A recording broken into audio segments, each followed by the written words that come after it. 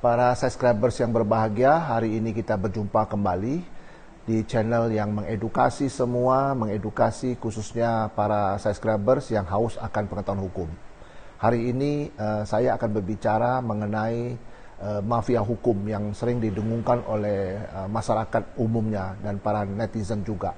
Saya mendengar ada beberapa video yang ditayangkan, yang dibuat oleh beberapa kalangan yang disebarkan dan sudah viral. Antara lain adalah penjelasan dari Bapak Mahfud MD. Ini saya kira saya mau mendengarkan sebentar. Ini sebagai refreshing buat kita semua. Bagaimana cara-cara mafia itu tadi? Satu yang saya katakan mencatut nama hakim.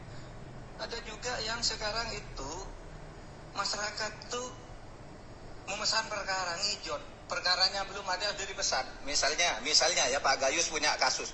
Belum disiden, ini sudah ada yang datang ke pengadilan, nanti hakimnya ini ya. Gitu udah. Nanti polisinya yang nyide ini ya, pasalnya ini ya. Itu bukan rahasia.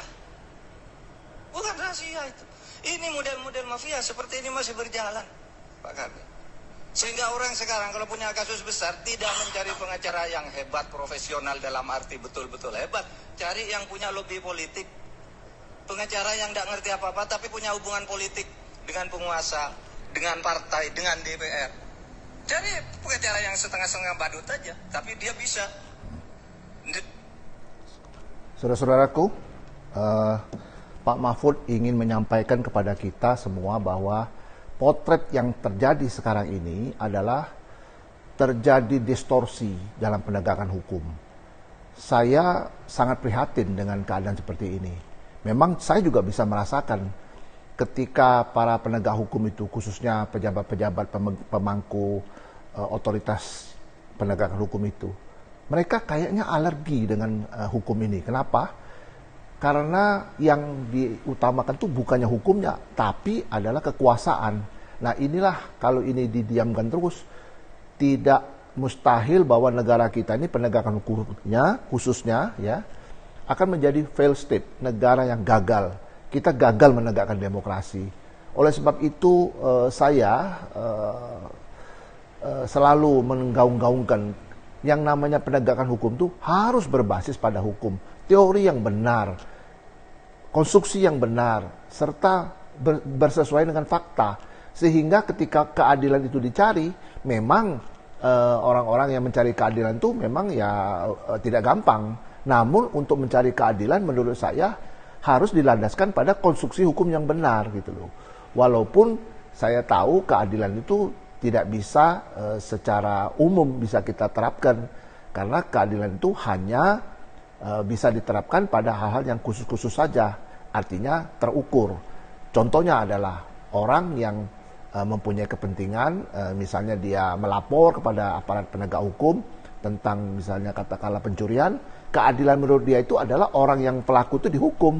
Itu menurut keadilan menurut si pelapor. Nah, kalau menurut terlapor kan terbalik kan. Dia maunya tidak dihukum sebagaimana perbuatannya dia. Jadi terbalik. Jadi menurut saya keadilan itu ya terukur, keadilan itu parsial, keadilan itu tidak bisa disamaratakan. Saya kembali kepada mafia tadi. Saya sangat prihatin kalau seandainya ada badut-badut ya, badut-badut penegak hukum yang menegakkan hukum secara serampangan, menggunakan kekuasaan. Ini yang akan menimbulkan abuse of power.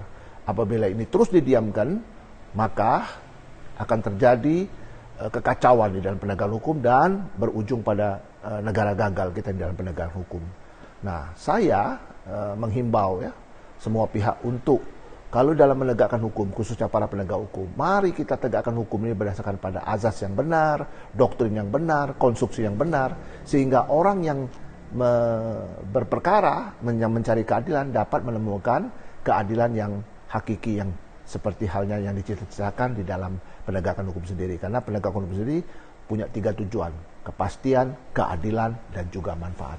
Terima kasih. Semoga apa yang saya sampaikan ini bermanfaat bagi kita semua dan tetap semangat dan sukses.